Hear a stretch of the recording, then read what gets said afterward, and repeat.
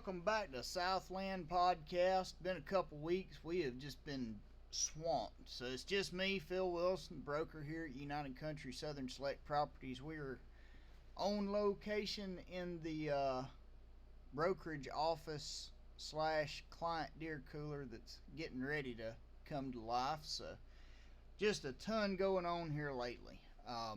Brooks and Brad and Taylor, they are all out.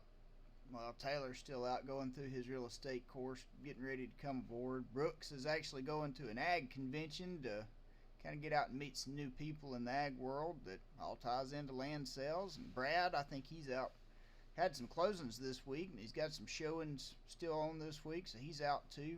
I have actually been all over northeast Georgia, which it's odd that I don't cross half the state whenever I go to show something with covering the entire state and soon to be South Carolina, but have been primarily here in Oglethorpe, Madison, Wilkes. Had some stuff over in Elbert County. We had a 3.8 acre tract that we listed on Sunday for $40,000. It was actually a neighboring tract to a property that I'd sold a few months ago, and they came to me saying, hey, we've got the ability to subdivide this thing off and get some capital back in our pocket to make some other investments. So we slung it out there, and realistically the comp supported it and went under contract in 42 hours from the time it hit the market. So needless to say, interest rates might be biting us in the bottom parts, but there's still a lot of ability and there's a lot of cash buyers out there. There is so much cash in the market right now that I'm sure there's been times where there's been, I know there's been a better economy out there, but right now there are so many people, and I think I've said this before on our first podcast, that just don't quite trust traditional investments. Stocks, bonds, CDs, whatever method of investments that you can't stand on your investment. Kind of coining the phrase from UC Hunting Properties. And if you're a podcast listener, definitely listen to UC Hunting Properties Stand on Your Investment podcast. They've got some really cool content on there too. But the folks that are wanting to get away from not being able to reach out, touch the ground, and see their money are coming to land. The housing market, I think there's a little bit of there could be some trouble brewing on there, but here's what's changing. Here's what's protecting the residential market, and even more so with land. And it's one word that's protecting it: inventory. Inventory right now is at a record low. You look across every single MLS, every single private treaty sale there is in this state, and in the state of Georgia, and I'm not sure that you're going to find a time in the last 30 years where inventory has been this low as it is right now. We're going to talk a little bit about kind of what the interest rate world's doing.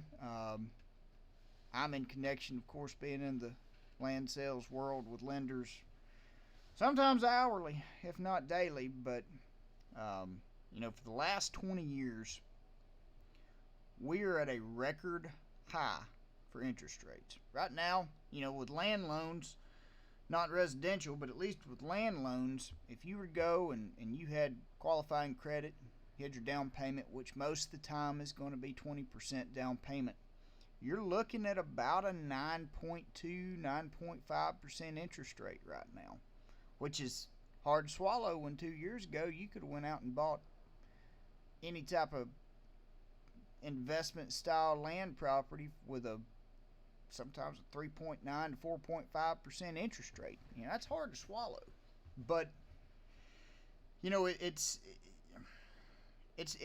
a tough time to swallow that pill with interest rates being so high.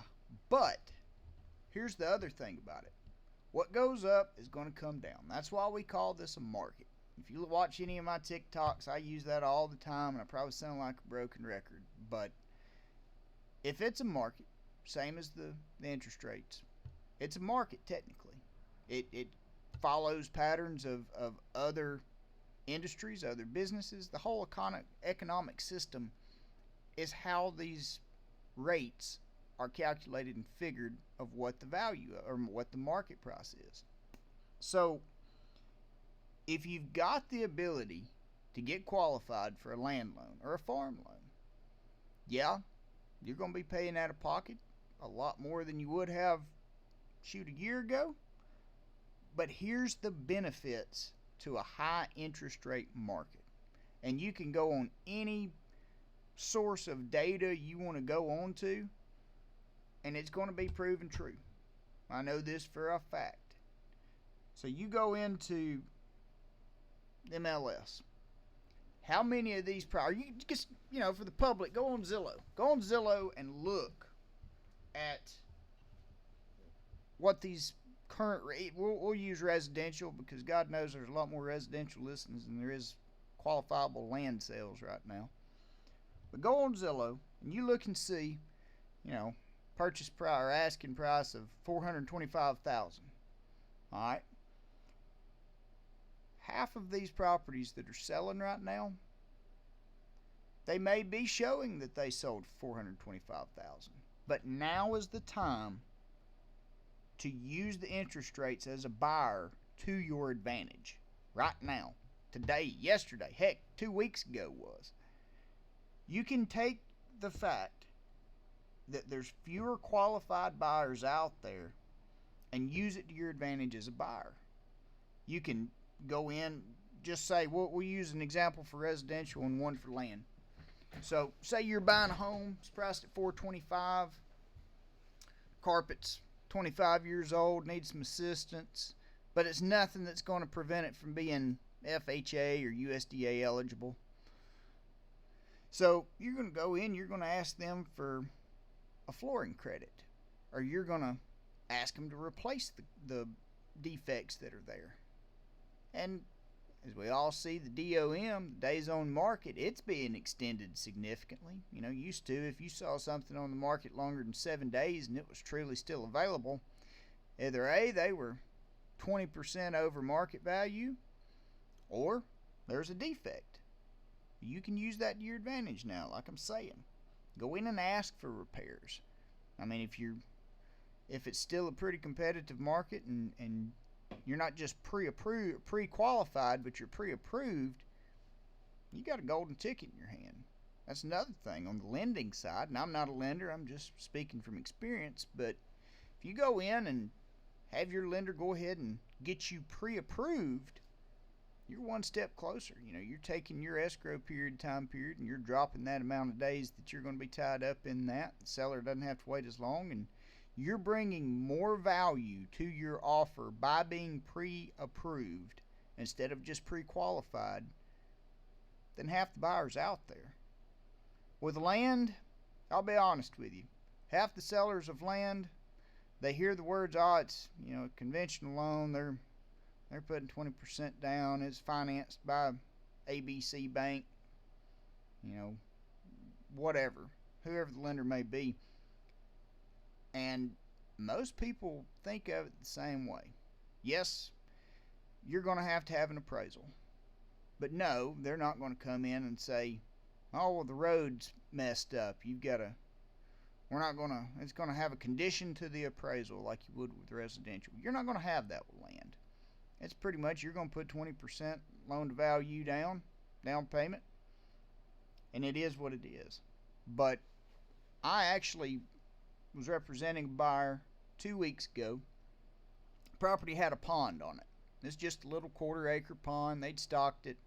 But you could tell, there was a sweet gum tree that'd been growing up through that dam, and it was causing some of that soil to break loose, and it was going to cause an issue.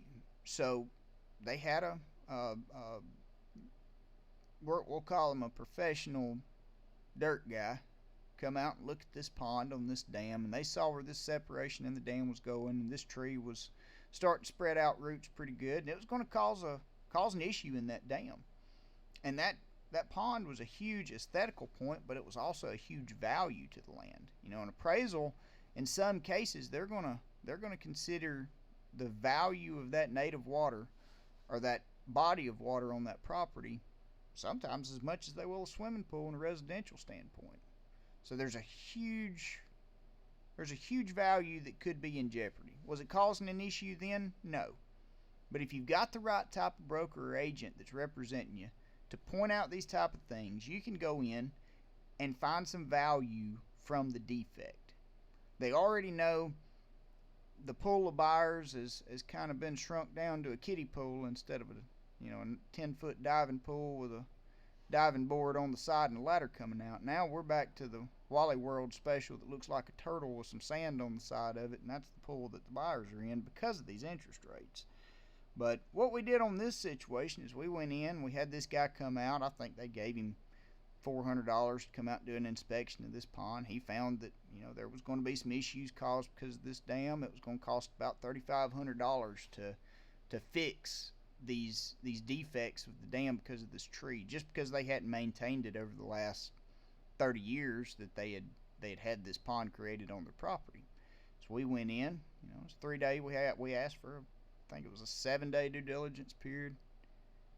Pretty sure it was 7 days due diligence period. This was day 4. Got the guy out there.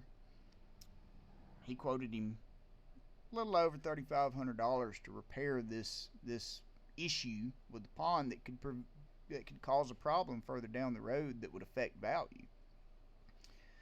We negotiated with it. So the gentleman was going through a local bank here to get financing for it. He was actually already pre-approved.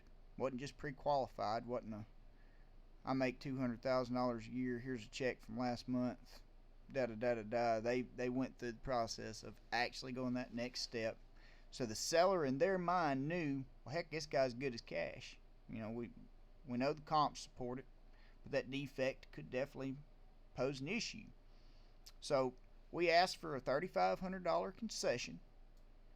Seller said, I don't, I'm not real happy about having to do this. So what we did, we knew his closing costs pretty close to what it was going to be. So we went in and said, all right, well, I'll tell you what.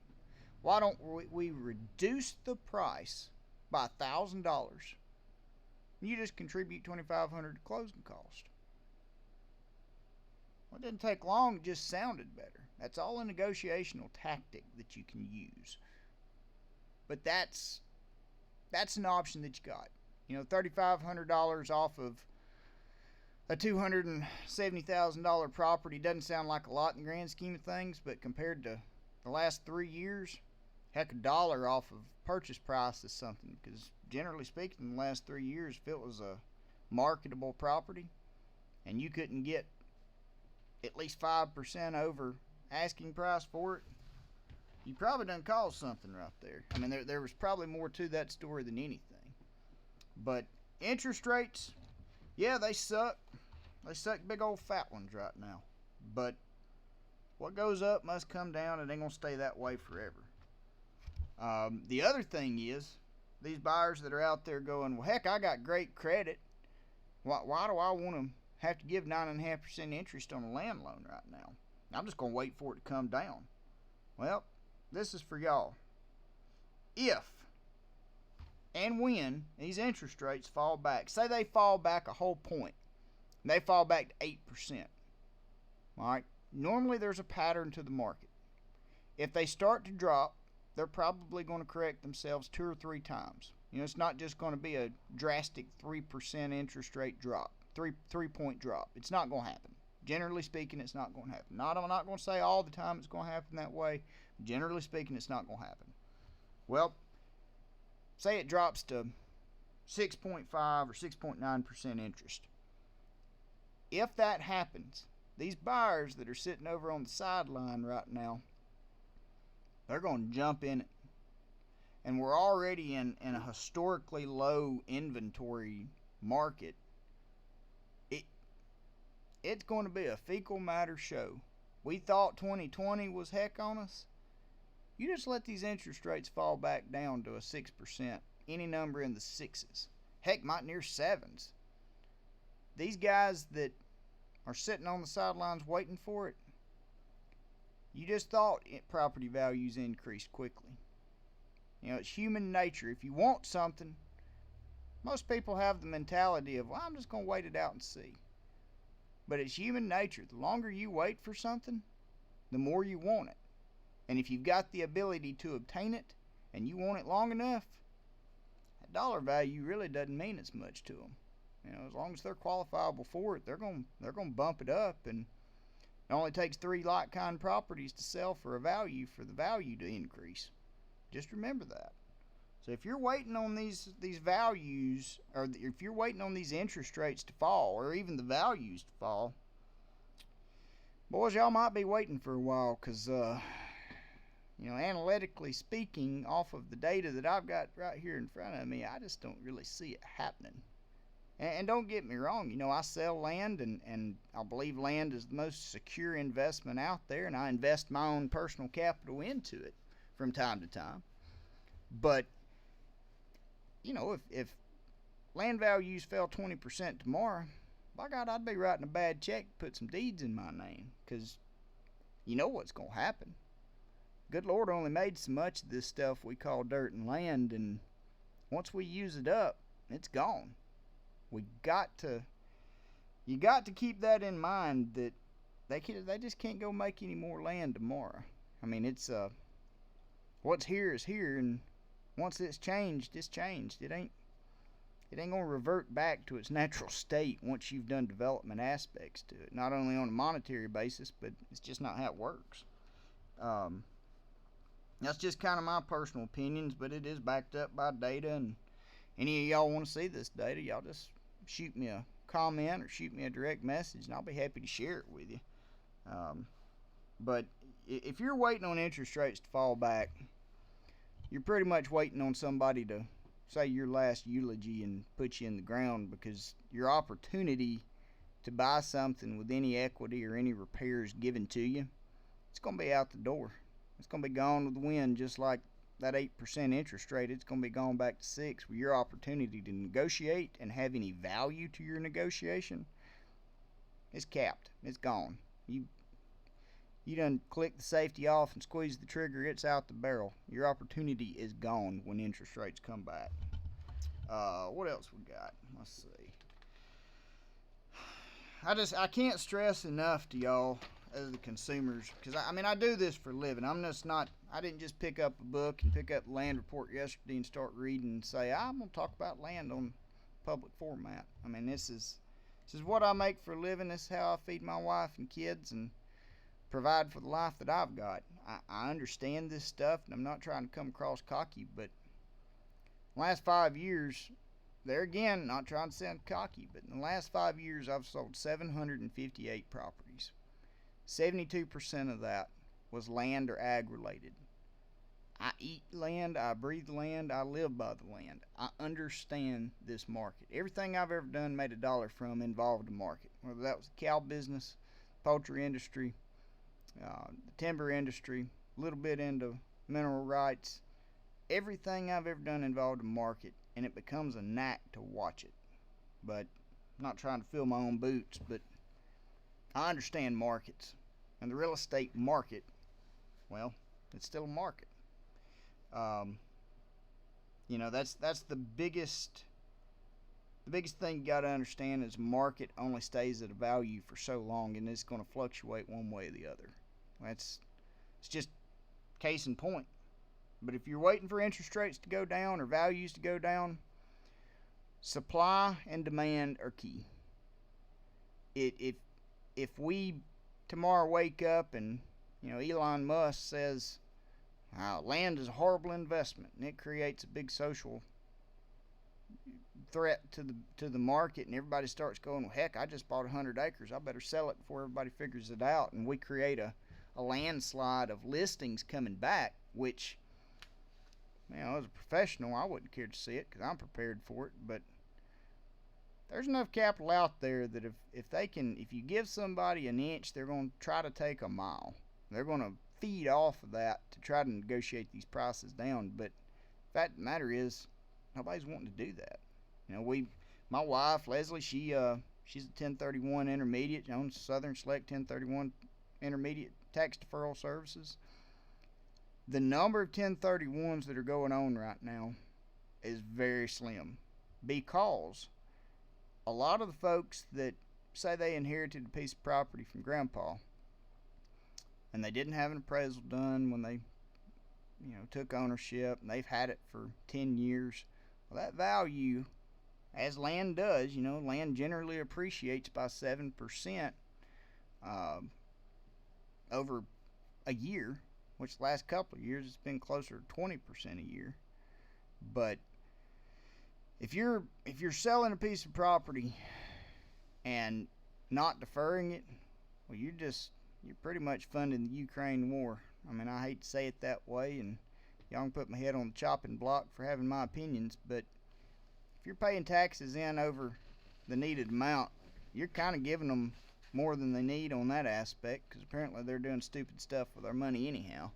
So a tax deferral program, we'll do an episode on that, but I'm not a professional in it. Probably conducted 40 or 50 in the last 5 years and done several personally. But a tax deferral right now, if you're trying to do that on a property, you've got to relinquish your capital gains to another property.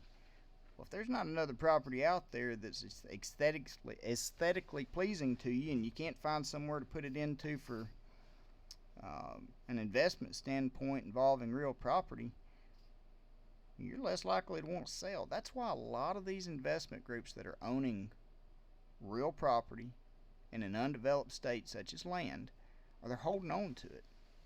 Now there will come a time where some of it will go. We're starting to see a few more residential listings come to market, at least in rural Georgia, but it's still not keeping up with the demand.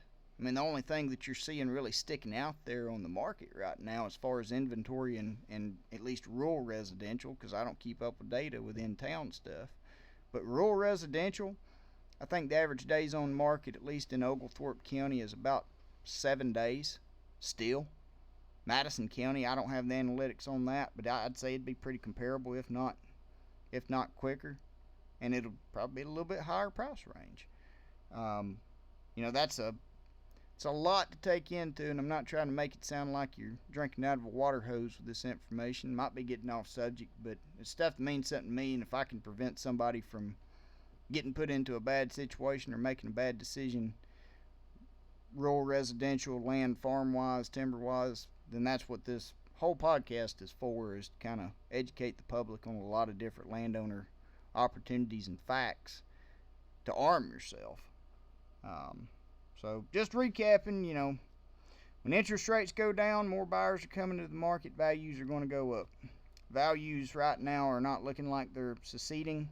Sold a 10-acre tract 2 weeks ago, the highest priced per acre 10-acre tract that has ever sold in Oglethorpe County.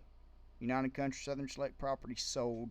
It's off Union Point Road. It was a phenomenal property. They'd put a lot of love and work into this property. It's a 10-acre tract, had a creek on the back, had about 3.5 acres of standing mature timber on it.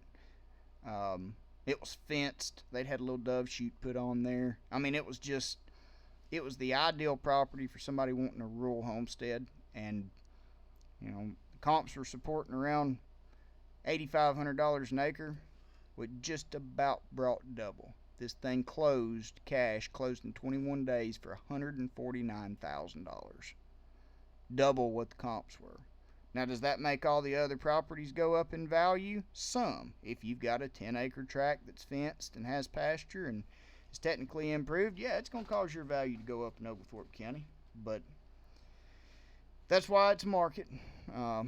If you're scared about what your tax bill is going to be this time next year, then you look me up and you give me a call, and we'll find somebody else who loves it better than you do, and try to find you something else to replace it with. Do a 1031, which is a pretty hard task in this light inventory market. We've actually, here at the brokerage, we have hired, I guess his professional title would be property skip tracer. We've been kind of prospecting some properties for the thousands of buyers that our brokerage has now, trying to find properties that meet their search criteria, and if you're tired of getting mailers in the mail or phone calls from some guy that sounds like a dirt clod when he talks, then sorry, but we're just doing our job trying to service our clients, getting new listings and new inventory. We're hitting it pretty hard. Braden, how many have we probably sent out? Probably 1,000 so far within a 3-county area trying to get listings. Yeah, I'd say about 1,000 we sent out so far. Yeah, right at it. If probably not more, and we're starting to venture out, working on getting licensed in some other states also to kind of serve some clients that's showing some need in other areas. But it's inventory is controlling these values. Apparently capital's still pretty present in the U.S. economy with folks that have real property. So where you've got capital, you don't need any more in a sense, especially in this last quarter of the year. I think that's got a lot to do with it. We've got several contracts right now on some larger tracts east of here that, they were getting offered all the market value plus a little bit, and the only stipulation they had is this thing can't close till January of 2024. That way we don't have any more to be put in a different tax bracket. So we're on economically speaking, I think we're on a downhill climb, but there's still enough prosperity coming from the economy we came out of to be really doing good for what we are. I mean, our numbers are down. Normally we all through from 2020 to 2022, I think just averaged me. I just have opened my brokerage here in Crawford, Georgia in April, when we partnered with United Country Southern Select Properties and UC Hunting Properties and Realtree Hunting UC Realtree Hunting Properties. We were averaging somewhere around 24 to 27 contracts a month. Now some of those, there's an escrow period of 120, 180 days on some of these larger tracts, but on average, last 3 years, we've kept 27 properties under contract between listings and buyers that we're representing. Right now, I think we've got 14 personally. Our agents have got a handful more. I don't have those numbers in front of me, but we're still doing great. Don't get me wrong. But it has slowed down because of the buyer ability. But there again, it all rolls back into using your ability to negotiate. And that's the name of the game. Yeah, we want prices to increase, but we want prices to increase healthy. We don't just want them to pop up from $6,000 an acre to $20,000 an acre overnight, because what happens? In a rural lifestyle, we want to be able to create generational properties.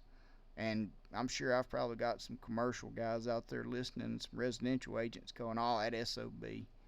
But in a rural demeanor, in a rural area, you want to, 9 times out of 10, you're buying a property thinking, heck, my kids could have this. I want to be able to create memories on this property that my kids are going to remember whenever the deed conveys to their name. They can remember that deer stand right there where they killed their first deer and want their kids to be able to kill a deer out of the same tree. In my generation, we're kind of in a transitional period that I dare say, I bet you there's not 10% of the nation that can say they've still got this permission to hunt on the same piece of property if it was private land that they killed their first deer on.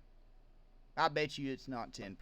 Now, I could be wrong, but just betting, I'd say it wasn't 10%.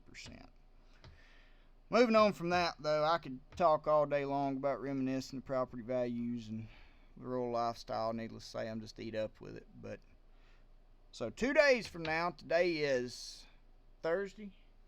Yep, today's Thursday, October 12th. So on the 14th, Georgia's youth firearms and muzzleloader season to the general public is going to open.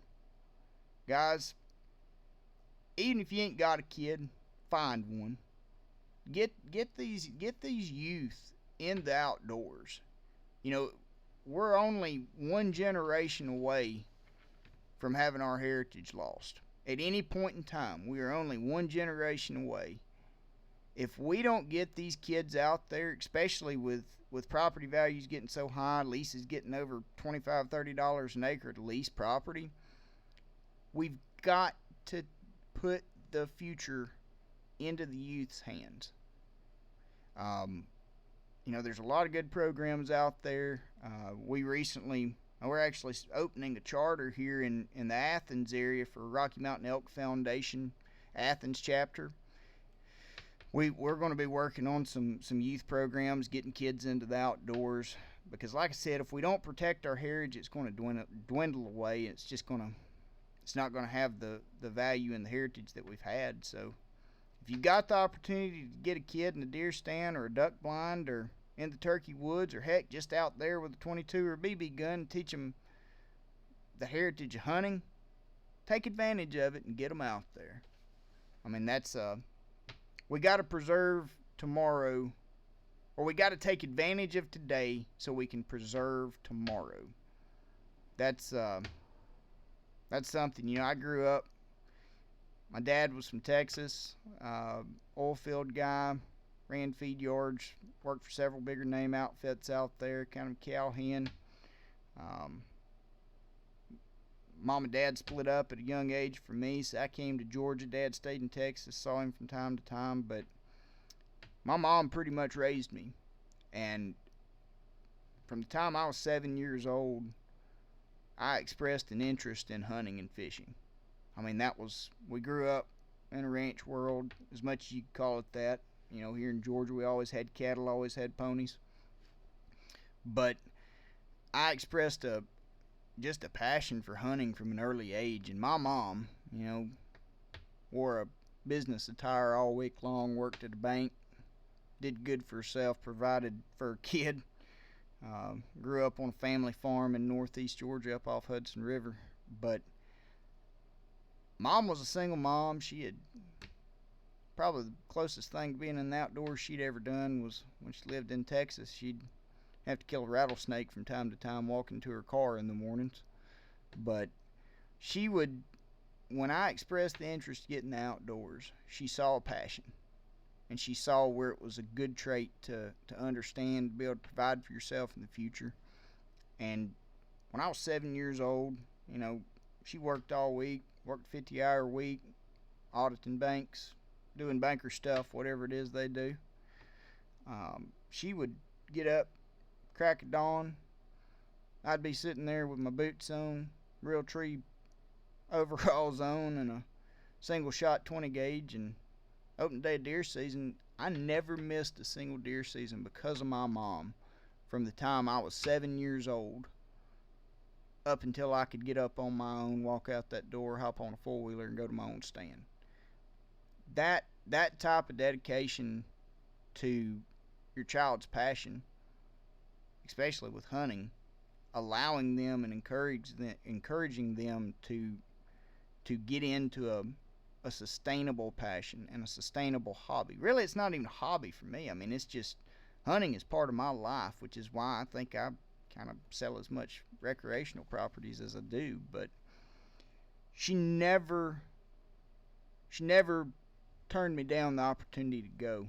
And when I was 9 years old, I wanted to start calling turkeys and picked up a pretty good little trait doing it with my natural voice. So that all kind of partially went down the drain whenever my voice changed, and I couldn't quite do a good little kiki or fighting purr with my natural voice. But won some competitions as that as a kid. Mom took me all over the southeast doing it. We met a guy that goes by the name of the Turkey Man, Mr. Eddie Salter, which I shared a little clip of that on my TikTok last week. Got Landman on TikTok is my page.